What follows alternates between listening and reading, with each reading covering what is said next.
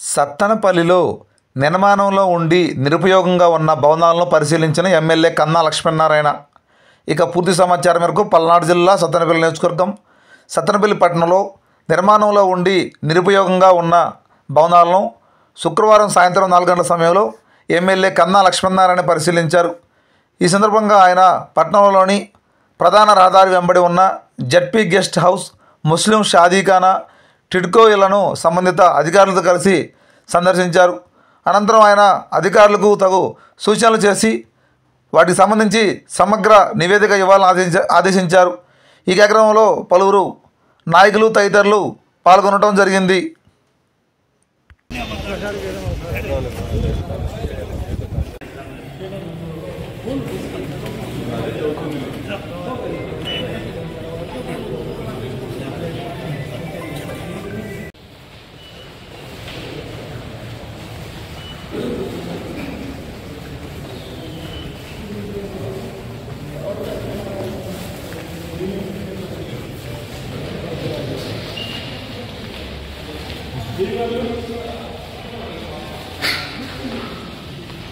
కొంచెం